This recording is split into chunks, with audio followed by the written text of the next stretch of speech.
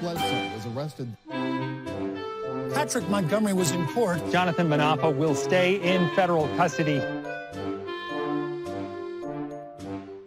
No, I don't take responsibility at all. Everyone, welcome to the show. So 31-year-old Oregon resident Lilith Saer. It's not your typical MAGA supporter. As you guys can see from her photo, for those listening on the podcast, Saer has blue hair. She has numerous facial piercings, and she's transgender. However, she's a big QAnon supporter, so she falsely believes this BS about Trump saving trafficked children.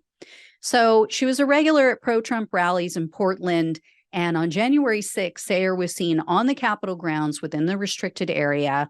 She was with a mob of people near the Senate wing doors when they were breached for the second time.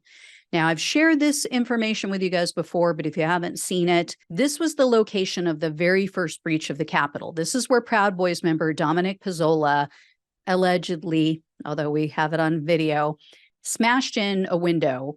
And then Trump's terrorists climbed through the windows and they kicked the Senate wing doors open from the inside. This isn't in dispute. The entire thing, like I said, is captured on video. On the outside, we have video from other people. On the inside, we have surveillance video from the Capitol itself. So sometime after that initial breach and wave of rioters flooded into the building, officers were able to re-secure the doors. They moved large pieces of furniture in front of that door opening. And then there were just over a dozen officers who were standing guard. They were standing in front of the windows and behind the furniture. Well, according to the prosecutor, Saer would have been able to see. She would have been within visual distance, and she would have seen a second mob attacking officers and forcing their way into the Capitol. As she was standing nearby, there were others in the mob who were throwing objects at the police. They jabbed at them and struck them with flagpoles and other items. And eventually, because they were so outnumbered by the mob, they were able to, the mob meaning, were able to overturn the furniture. They bulldozed their way through the police line.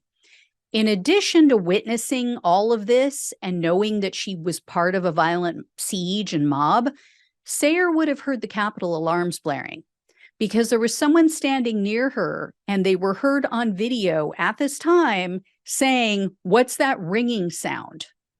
And then other people around her were heard chanting and yelling things like, "Let us in." So Saer knew she wasn't welcome in the building. She entered anyway, though, but she only remained in the building for 6 minutes. So after exiting, Saer remained on the Capitol grounds. She stood watching the QAnon shaman who was yelling to the mob, quote, "We have a 100 million patriots. We're not afraid to use our firearms." And quote, "This is our 1776. So following the Capitol attack, Saer retweeted misinformation about January 6th. More recently, like starting at the end of 2022, and then through the beginning of this year, Saer shared conspiracies about the FBI and the election, like saying they were in on it, just BS. She retweeted posts blaming the police for the violence at the Capitol. And of course, she retweeted stuff about Antifa, that, pretending that they were at the Capitol.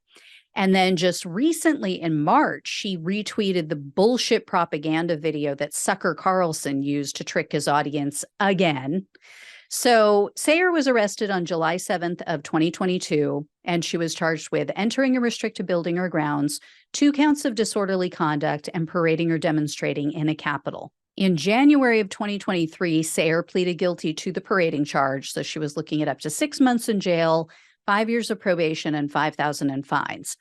But the government requested only 60 days of home detention, 3 years of probation, 60 hours of community service, and $500 in restitution. Saer has no criminal history, but based on her recent tweets, she obviously is still deluding herself with conspiracy theories. And it doesn't exactly scream regret. She's clearly still making excuses for her behavior and for the illegal actions of herself and others. So in court, she feigned remorse. She told the judge that she wishes she could take it back. Unfortunately, U.S. District Judge Dabney Friedrich presided over Saer's case. So, this judge would fall for just about anything. And although she told Saer that her recent tweets were concerning, Friedrich refused to impose a legitimate sentence. The judge sentenced Saer to only 3 years of probation, 200 hours of community service, and a $500 restitution fee. I get that this woman wasn't violent. She didn't vandalize anything, but she has shown no legitimate remorse for her actions. Quite the opposite, actually. She's still playing the victim. She's still pretending that she and her fellow MAGA maniacs were the victims on January 6th. I mean, I guess we can only hope that she violates her probation, in 2024 or sooner, because this sentence is just a joke, just like her QAnon fantasies. So anyway, guys, I will let you know if I hear any more. Thank you so much for watching and listening. Please like this video, share it with others. Please become a subscriber. Please donate if you possibly can, even if it's one time. Truly helps to keep the show going, and I appreciate it immensely. Love you all. Take care, and I'll talk with you soon.